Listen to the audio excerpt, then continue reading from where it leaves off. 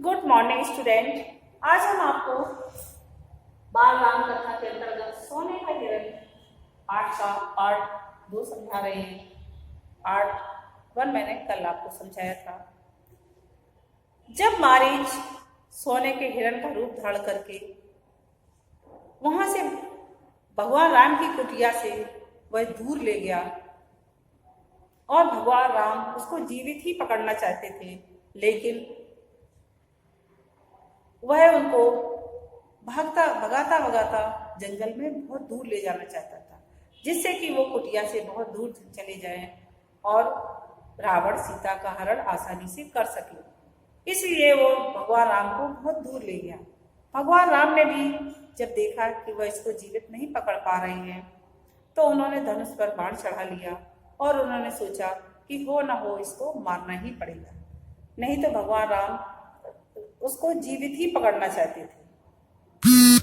जब मारीच बहुत दूर निकल गया और भगवान राम ने जैसे ही बाण मारा, वह घायल होकर के गिर पड़ा और उसने अपनी योजना के अनुसार हा लक्ष्मण हा सीते कह करके भगवान राम की आवाज में आवाज निकाली। रावण वहीं वृक्ष के पास में खड़ा हुआ यह सब देख रहा था। छुपा हुआ वृक्ष के पीछे छुपा हुआ सब कुछ देख रहा था।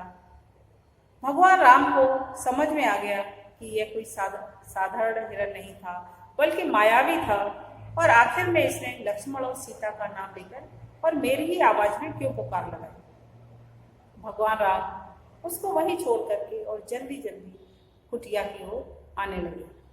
इधर कुटिया में भी सीता जी और लक्ष्मण ने भी इस आवाज को सुना, पर लक्ष्मण भगवान राम की वीरता पर आश्वस्त थे। उन्हें ये पता था कि रावण वो राक्षस उनका कुछ भी नहीं बिगाड़ सके। उन्हें ये भी पता था कि खरदूसर के मारे जाने के पर, क्योंकि खरदूसर का वहां पर राज्य था, तो राक्षस तरह तरह के प्रयास करेंगे। इसलिए लक्ष्मण इस बात से आश्वस्त थे। उन्होंने आश्रम की सुरक्षा और अधिक बढ़ा दी, अर्थात सतर्क होकर के वो आश्रम की सुरक्षा करने लगे। लेकिन जब सीता ने ये आवाज सुनी, तो सीता ने सोचा कि हो ना हो राम किसी बड़े संकट में हैं और लक्ष्मण को उनकी सहायता के लिए जाना चाहिए। लक्ष्मण ने सीता जी को समझाने का भी प्रयास किया कि राम को सहायता की कोई भी आवश्यकता नहीं है, वो अपनी सहायता स्वयं कर सकते हैं, आप निश्चिंत रहें। लेकिन सीता जी कुछ अलग ही सोचने लगी। उन्हें लगा कि लक्ष्मण इसलिए नहीं जाना चाहते हैं क्योंकि वो चाहते हैं कि राम की मृत्यु हो जाए और वो और भरत में दोनों मिलकर के अयोध्या पर राज करें। लक्ष्मण से उन्होंने बहुत कहा, लेकिन लक्ष्मण जाने के लिए जब तैयार नहीं हुए, तो सीता का क्रोध और बढ़ गया। क्रोध में आंखों में आंसू बहने लगे। यह भी लग रहा था कि कहीं लक्ष्मण की बात सही ना हो। यह डर था कि राम से बिछोड़ ना हो। उन्होंने कहा, राम से बिछुड़कर मैं नहीं रह सकती, मैं जान दे दूंगी। हे लक्ष्मण, तुम उन्हें लेकर आओ। लक्ष्मण राम की आज्ञा का उल्लंघन कर रहे थे।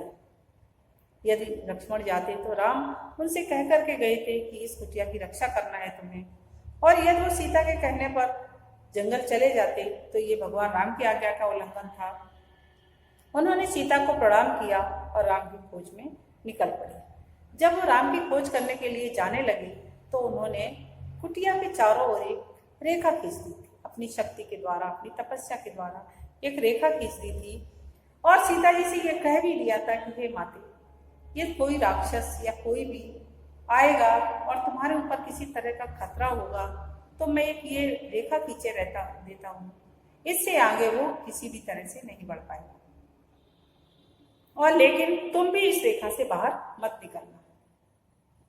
सीता जी ने हाँ कह दिया। लक्ष्मण वहां से चले गए राम की रक्षा के लिए। जब वो राम की रक्षा के लिए जाने लगी, लक्ष्मण के जाते ही रावण आ पहुंचा। तपस्वियों जैसा जटाजूट, वैसे ही वस्त्र। सीता ने उन्हें साधु समझा, साधु समझकर उसका स्वागत किया।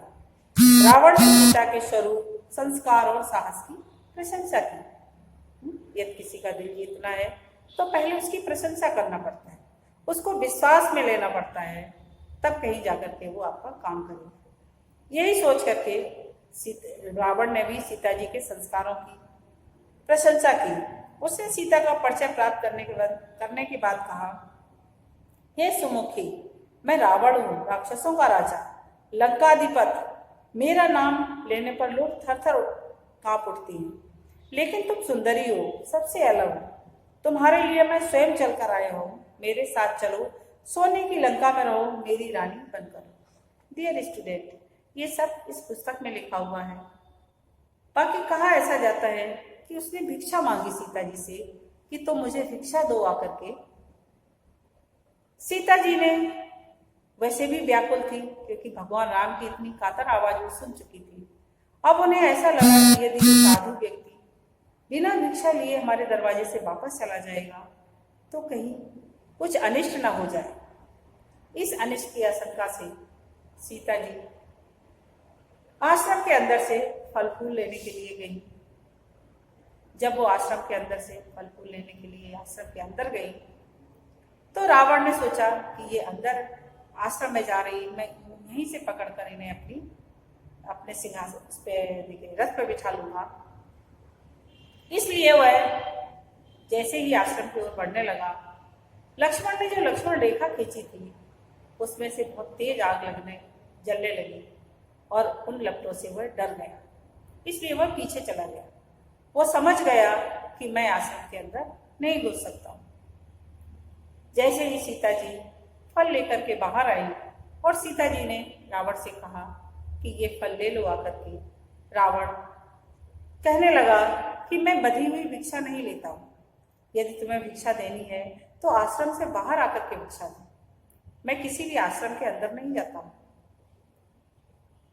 सीता जी ने कहा कि नहीं, मेरे देवर लक्ष्मण मुझे बाहर निकलने के लिए मना कर रहे हैं, इसलिए मैं बाहर नहीं आ सकती। लेकिन रावण कहने लगा कि यदि ऐसा है तो मैं भूखा ब्राह्मण हूँ और मैं तुम्हें श्राप देकर चला जाऊंगा। सीता जी तो वैसे ही डरी हुई थी कि एक तो उन्हें 14 वर्ष का वनवास मिला है और वैसे भी आज भगवान राम के प्राण संकट में है, और यदि ये साधु ने भी श्राप दे दिया तो आगे पता नहीं क्या होगा। इसलिए सीता जी उन फलों को लेकर के आश्रम के बाहर आई। जैसे ही वो आश्रम के बाहर आई, कहा जाता है रावण ने उसका हाथ पकड़ करके उसे अपने रथ में बिठा दिया। रथ में बिठा करके रावण उसे लंका की ओर ले जाने लगा। सीता क्रोधित हो रही थी। कहा, मैं प्राण त्याग दूंगी लेकिन तुम्हारे साथ नहीं जाऊंगी। मैं राम की पत्नी हूं। वे महाबलशाली हैं, तुम्हें उनकी शक्ति का अनुमान नहीं है। तुम चले जाओ, नहीं तो मैं तुम्हारा सर्वनाश हो जाएगा। रावण ने सीता की बात अनसुनी कर उसे खींचकर रथ में बिठा लिया। सीता प्रयास करती रही पर रावण के चंगुल से मुक्त नहीं हो सकी। स्वयं को असहाय पाकर वे विलाप करने लगी। हाँ राम, हाँ लक्ष्मण पुकारती रही। रावण का रथ लंका की ओर उड़ चला। मार्ग में वे पशुओं, पक्षियों, पर्वतों, नदियों से कहती जा रही थी कि कोई उनके राम को बता दे। रावण ने उसका हरण कर लिया है। उसी रास्ते में उन्हें गिद्धराज जटायु मिला। सीता का उसने विलाप सुना। उसने ऊंची उड़ान भरी, रावण के रथ पर हमला कर दिया। गिद्धराज वृद्ध था। उसने रावण का रथ छत विछत कर दिया, रावण को घायल कर डाला। क्रोध से रावण ने जटायु के पंख काट दिए। जटायु अब उड़ नहीं सकता था, वह सीधे धरती पर आ गया। उसके पंख कट गए थे। रावण का रथ टूट गया था, उड़ान नहीं भर सकता था। उसने तत्काल सीता को अपनी बाहों में दबाया और दक्षिण दिशा की ओर उड़ने लगा। सीता को लगा कि वह संभवतः कोई उसकी सहायता नहीं कर पाएगा। उनका बचाव केवल एक ही है, राम को किसी भी तरह से समाचार मिल जाए। उन्होंने अपने आभूषण उतारकर फेंकना शुरू कर दिया। आभूषण बानरों ने उठा लिए। उन्हें आशा थी कि बानरों के पास ये आभूषण देखकर राम समझ जाएंगे, उन्हें पता चल जाएगा कि सीता किस मार्ग से गई है। रावण ने सीता को आभूषण फेंकने से नहीं रोका, क्योंकि रावण यह समझ रहा था कि शायद सीता दुख के कारण अपने आभूषण उतार करके फेंक रही है। रावण ने सीता को आभूषण फेंकने से नहीं रोका। उन्हें लगा कि सीता शोक से व्याकुल होकर के ऐसा कर रही है। कुछ ही समय में रावण लंका पहुंच गया। वह अपने धन वैभव से सीता को प्रभावित करना चाहता था। सबसे पहले वह महल में लेकर के गया और उसने अपना धन वैभव सीता को दिखाया। उन्हें लेकर वह सीता अपने अंतापुर में गया। राक्षसियों को सीता की निगरानी करते रहने को कहा। वह बाहर निकल गया। थोड़ी देर में वह फिर लौटा। सीता को घूरते हुए उसने कहा, सुंदरी, मैं तुम्हें 1 वर्ष का समय देता हूँ। निर्णय तुम्हें करना है। मेरी रानी बनकर लंका में राज करोगी या विलाप करते हुए जीवन बिताओगी। जब सीता ने महल में रहना अस्वीकार कर दिया और उसे ऐसा लगने लगा कि ये तपस्विनी है, कहीं हमारे महल में कुछ अनिष्ट न हो जाए, इसलिए वो अशोक वाटिका में सीता को छोड़ करके आया और कहने लगा कि हम तुम्हें 1 वर्ष का समय देते हैं। 1 वर्ष में या तो तुम हमारी पत्नी बनना स्वीकार कर लो या फिर ऐसे ही जीवन यापन करती रहो। सीता बार बार रावण को धिक्कारती रही, राम का गुणगान करती रही। रावण को क्रोध आ गया। तुम्हारा राम यहाँ कभी नहीं पहुंच सकता। तुम्हें कोई नहीं बचा सकता। तुम्हारी रक्षा केवल मैं कर सकता हूँ। तुम्हें स्वीकार करो और लंका में सुख से पूर्वक रहो। लेकिन सीता ने कहा, पापी रावण, राम तुझे अपनी दृष्टि से जलाकर राख कर देंगे। उनकी शक्ति देवता भी स्वीकार करते हैं। मैं उस राम की पत्नी हूँ जिसके तेज और पराक्रम के आगे कोई नहीं ठहर सकता है। तेरा सारा वैभव मेरे लिए अर्थहीन है। तूने पाप किया है। राम के हाथों तेरा अंत निश्चित है। राम की इतनी प्रशंसा सुनकर रावण कुछ चिंतित हुआ। उसने सोचा, खर दूसर को मारने वाला अवश्य शक्तिशाली होगा, क्योंकि खर और दूसर दोनों बहुत अधिक शक्तिशाली थे। फिर भी राम ने अकेले ही दोनों को मार दिया था। यह सुनकर के रावण कुछ चिंतित हुआ। उसने तत्काल अपने 8 सबसे बलिष्ठ राक्षसों को बुलाया और कहा, तुम दोनों पंचवटी जाओ। राम और लक्ष्मण वहीं रहते हैं। उनका एक एक समाचार मुझे मिलना चाहिए।